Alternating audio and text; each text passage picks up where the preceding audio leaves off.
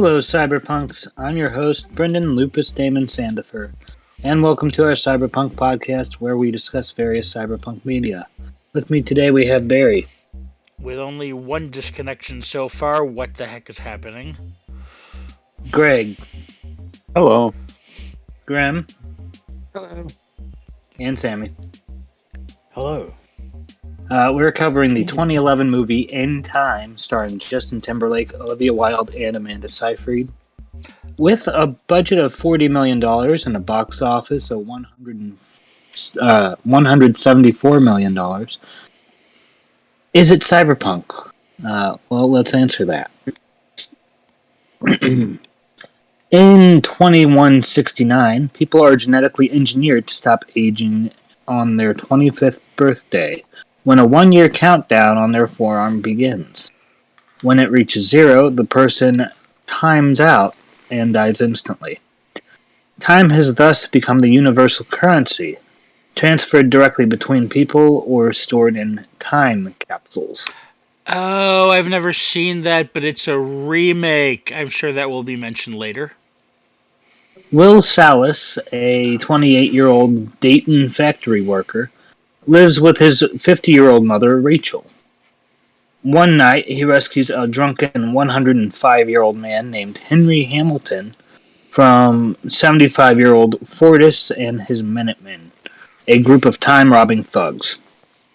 In a secret location, Hamilton, who has 116 years on his clock but is tired of living, reveals to Will that the people of New Greenwich hoard most of the time while constantly increasing prices to keep poorer people dying. The following day, he transfers all but 5 minutes of his time to a sleeping Will, then times out by falling off a bridge before Will can stop him. Raymond Leon, the 75-year-old leader of a unit of police-like timekeepers, erroneously assumes Will robbed and killed Hamilton. Will visits his best friend Boral and gives him 10 years. Rachel, having used all but 90 minutes of her time to pay off a 2-day loan, is short on a bus fare to return to Dayton. The uncaring driver forces her to run back to Dayton, but she arrives a few seconds too late for Will to save her, and times out in his arms. Heartbroken and angry, Will vows revenge for his mother's death by taking the people of New Greenwich for everything they have. In New Greenwich, Will meets a 110-year-old time-loaning businessman, Philip Ways, and his 27-year-old daughter, Sylvia, at a casino. While playing poker, Will nearly times out, but eventually wins over a millennium in a flawless gamble. Raymond arrests Will, and rather than attempting to prove Will's guilt, he confiscates all but 2 hours of Will's time. Will escapes, taking Sylvia to Dayton as a hostage, but Fortis's gang ambushes them, taking most of their time and leaving them with 30 minutes each. Will calls Ways to demand a 1,000-year ransom to be paid into the time mission for the desperate. When Ways refuses, Will releases Sylvia anyway. Raymond finds Will, but Sylvia shoots him in the arm. Will gives Raymond enough time to survive long enough for his squad car to find him, and steals his car. Now committed to ending the system, Will and Sylvia rob Ways' time banks, giving the extra time capsules to the needy, but this causes inflation to compensate for the extra time. Fortis's gang ambushes them, but Will manages to time out Fortis in an arm wrestling match and shoot his thugs. He and Sylvia then decide to rob Ways' vault of a 1,000,000-year capsule. Raymond chases them back to Dayton, but fails to stop them from distributing the stolen time, and times out. Will and Sylvia nearly time out themselves, but survive by taking Raymond's salary. Will and Sylvia progress to larger banks, still trying to crash the system. Roll credits. So, many of the characters' names are those of famous and not-so-famous watchmakers.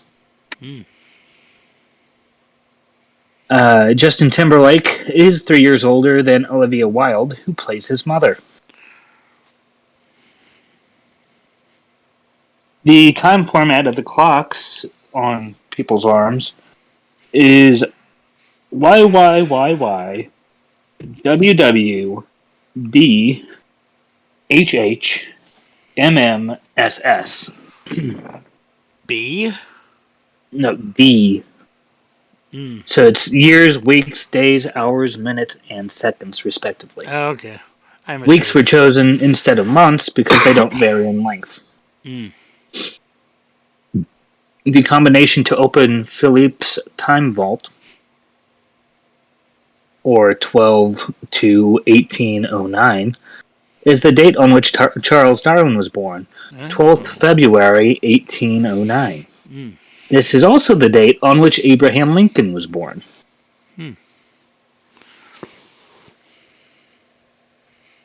The truck that passes Rachel Salas while she's running to meet her son is a Kovac R11 refueling tanker. This 6,000-gallon tanker is the same that is used by the United States Air Force.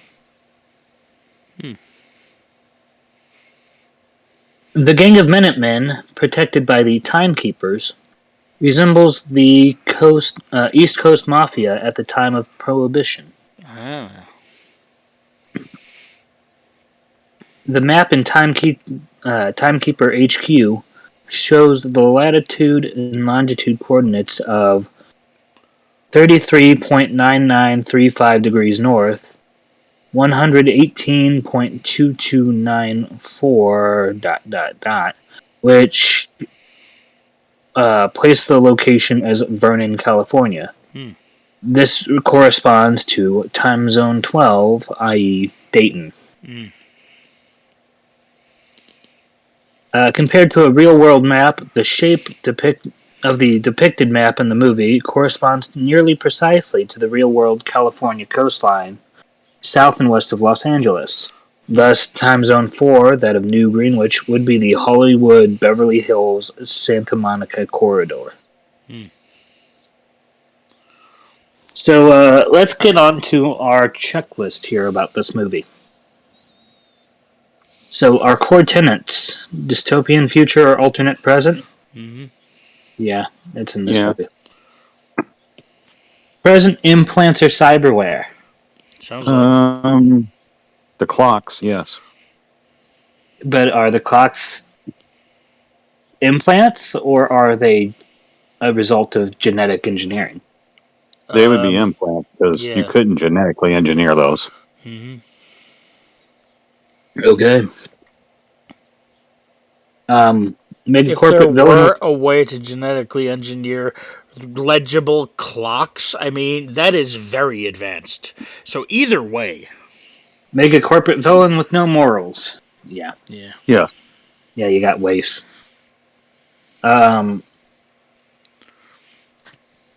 class difference, the haves versus the have-nots. Yep. Big time. You got that in this movie. Society on the verge of breakdown or outright revolution. Yep.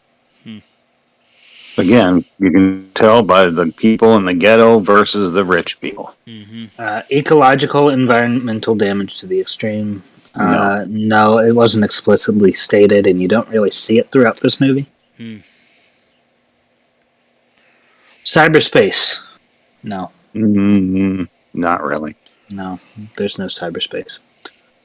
Gritty. We've had grittier movies in our episodes, but it was fairly gritty. I the ghetto wouldn't was. say that. There's a few people that die in the movie, but I don't recall ever seeing blood. Well, there's sort of love between him and his mother. No and I blood. guess blood. Oh no, they just die. They just expire. Yeah. Even when they get you shot, don't see blood. Yeah. Right. Yeah, I thought that was odd too. I think it's because this movie, I believe, was rated PG-13. Yeah, but you could still give us some And blood. MPAA has a big deal with blood being in movies that are PG-13. It's okay for it to be in our high schools, but not our movies. Exactly. However, I will jump back to the cyberware one. It's not cyberware. I was 99% sure of this. I didn't know for sure, so I decided to look it up. It is genetically modified. Humans have been genetically modified to stop aging at 25, and the clock is born on their own. But that would require cyberware to be able to make that genetic happen. No, it requires science. It Not necessarily requires cyberware. an amazingly advanced level of science that cybernetics, if they don't exist, they've been entirely skipped over. Right, there's no other, signs of cyberware anywhere in the movie. That is true. Just the clocks in their arms. So Exactly. we will take a vote on that once we get through our sci-fi tropes, and again, we will revisit these at the beginning of January next year. Just a few months. Yep. And we're probably going to revisit all the other ones we did last year too, so whatever, don't worry about it. About 7 months from now. Yeah. Anyway, sci-fi tropes frequently included but not exclusive. Artificial intelligence? No, not really. No, there wasn't. Big Brother is watching you? Yeah. All the time. Yep. Literally. Yep. High-tech society? Yeah. In New Greenwich, it's a high-tech society. Well, in the ghetto, too. Yeah, there are signs of it in the ghetto. It's just everyone's poor, so they can't afford it, but it exists. Right.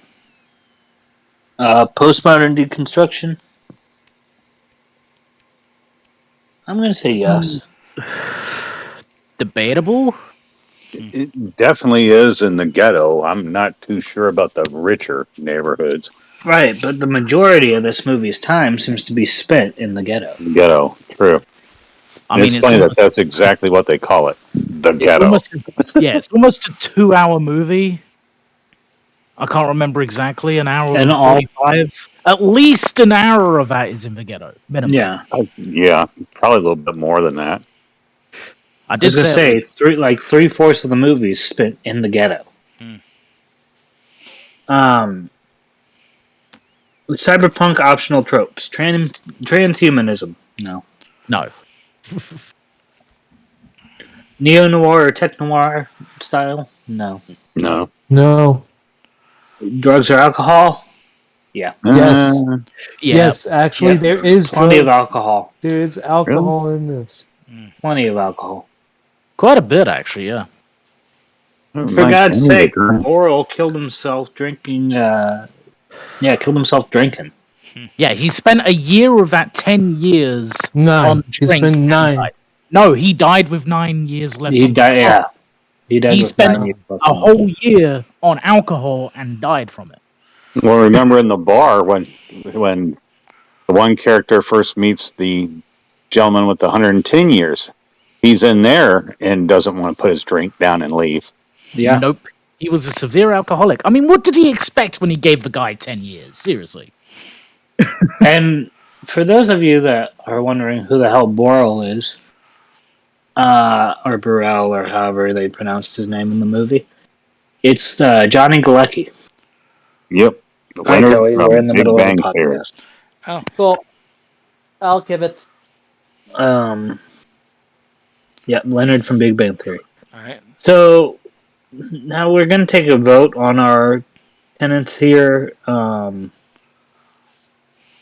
all of these checkpoints, and say, is it cyberpunk?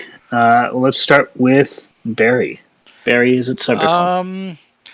Having not seen the movie, it does definitely sound like it would feel like cyberpunk. So I'm going to guess that, yeah, it is. Okay, Barry says yes. Greg?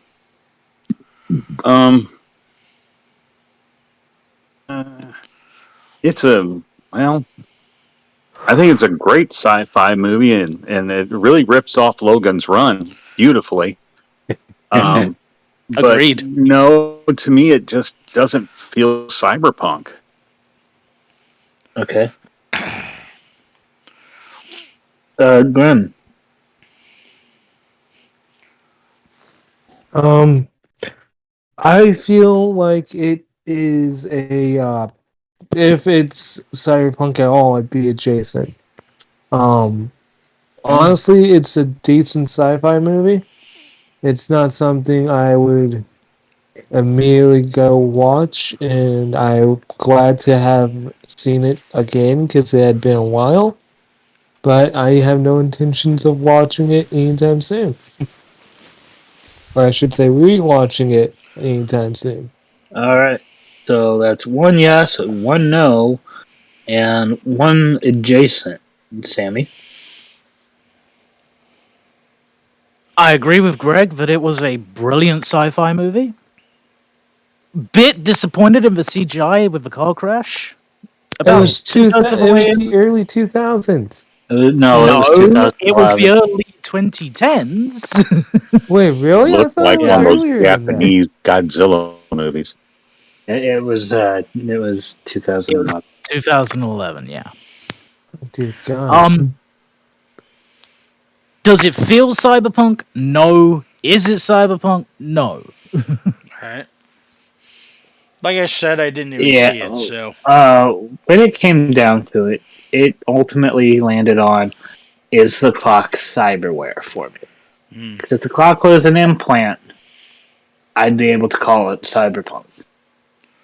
The movie lists it as humans that have been genetically modified. Yeah, it's a genetic coding?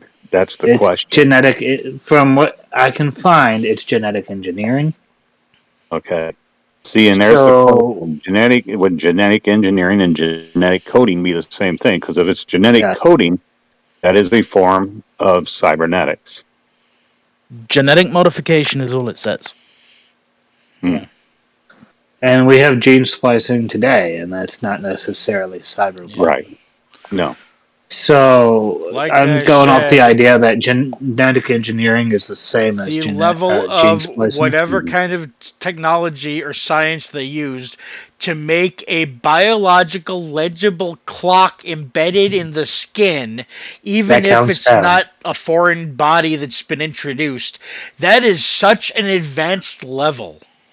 But it's not an actual clock, though, because even when it runs out, it just burns the dead numbers into your skin. There's no actual clock in your arm. As was apparent it's with just one a tattoo. Gentleman. It's exactly. It looks like a tattoo when it ends, because the one gentleman that gets shot and dies, when he goes up to steal his time away from him, it's all zeros, and that's exactly what it looked like. No, actually, it's stuck at the amount of time he had left. Oh, no, okay. I thought it went to zero. But because the guy had flatlined, in essence, had died. Timed out. Well, no, because he didn't time out. He just died. Right, but even if they're killed before their time is out, it's considered being timed out. Well, no, they didn't die of timeout. They died of being shot in the chest. It burns however much time they had left onto their arm. Yeah. Okay. Anyway, I'm going to say no. So I can understand the no. I can totally understand the no. If the clock was an implant, which it's not, but if it was... Okay. Let me pause you there. Even if it was slightly more in one way or another cyberpunky, that it was engineered from science in a different way that is slightly cyberpunky in any way, shape, or form, look around you in the universe. What other significant advances have they got in that same area? The answer is none. Cars. No, the cars aren't that great. Cars weren't really advanced. Most of them actually look older. think about the technology which must have gone into genetically engineering or coding a human to be stuck at the age of 25 and have that clock on their arm. That's what That I is said. extremely high science level. Right. When you look around you, nothing else is on that level. Nothing. So it's just Touche. sci-fi. It's not. Exactly. Right. All right. Yeah, So I have to agree. It's not. we're locking real in with a cyberpunk. no.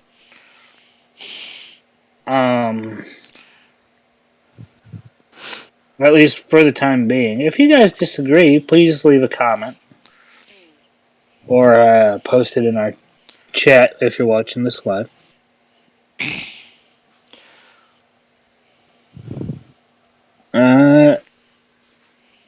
And everyone's answered. We've all given our opinions. So I guess we can start wrapping up here. Again, though, it was a great sci-fi movie in itself. Yeah. If you guys haven't seen it, go watch it. It's If you actually have pretty decent. seen- Or just watch Logan's Run. If you have seen it and you haven't watched it in a while, go watch it. Does sound like a good reimagining and expansion to Logan's Run, but if you haven't seen the original, it's something worth seeing. So, I'm gonna say this. I do feel like I would have enjoyed it more had I not had to sit through the commercials every 2 minutes to So watch he's the damn movie. complaining. He's complaining because he watched it on Tubi for free Yeah. instead of paying for Prime or paying on Prime to watch it. And it wasn't every 2 minutes, GJ. I rewatched it on Tubi also, and it's about every 10 minutes. Oh, that's not bad. 10, 15. It's about what you get from a TV It show. felt like Yeah. every Or if you time saw they it on actually TV. got somewhere with the movie or started going somewhere, it cut to commercial. And it's like, great, it's you just have like to watching sit TV. through 90 seconds of commercials each time. I watched something But- on YouTube Oh, it was 90 recently, seconds for and you? so I watched It was something like on YouTube 120 recently, for me. and there was there was the occasional break. Like I could tell, this is where they would put commercials, probably at least 3 minutes of them. So and then cuts after the commercial break. All right, that looks all right, and moving on because I'm using YouTube Premium. So whatever. I'm good. Oh yeah, Alright, this was so- this was definitely less than the TV commercials Get up there. because that was for like Yeah. 5 minutes. So, Barry, Yeah. where can we find you?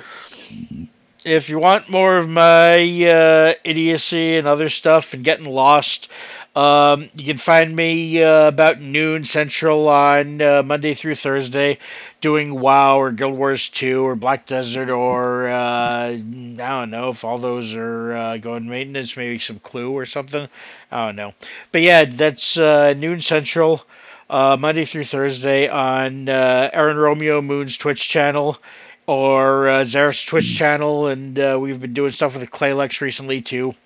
And if you like spooky games, then maybe some Phasmophobia or Ghost Exorcist on Wednesday nights at 6 p.m., 6 Central. And aside from that, that's what I have scheduled on my Twitch schedule. And if you search for KHZHJK on Google and you don't have your safe search turned on, that's your problem. And also mostly safe for work on Twitter, but not always. My pinned tweet is definitely not safe for work. And that's enough for me. Who's next? Oh, man, I forgot to put my graphic up, too. So I'll do that quick. Well, we have two people that couldn't make it tonight. One who was unable to watch the film because they didn't sleep well last night and they were trying to catch up for that. And the other one is just busy with other things. So those two would be Randy Ransan McCulloch. And you can find him on an Unearthly Podcast on Tuesday nights around 10-ish p.m. Central Time. Central Standard Time or Daylight Time, whichever you prefer. And then the other one is Mathadar, and you can find him at S&M GD or S&M Game Dungeon. S&M stands for Stefani and Matt. Yeah, he's on YouTube and Twitch, so go check him out if you want. As for this podcast, you can find us on Facebook, Twitter, Instagram, and Twitch by searching Gen Cyberpunk Pod. Our YouTube channel is Generation Cyberpunk. You can find that by searching Generation Cyberpunk Podcast. If you want to hear more from our group, check out the Thanks for Nothing podcast on the FML Productions YouTube channel. We do various D&D campaigns on that channel and are in the process of making an anime. If you want to donate, we have a coffee link in the description of the Thanks for Nothing podcast. Donations are welcome, but by no means necessary. Next week, we will cover the movie Universal Soldier. Ooh. Until then, we will see you later, Cyberpunks.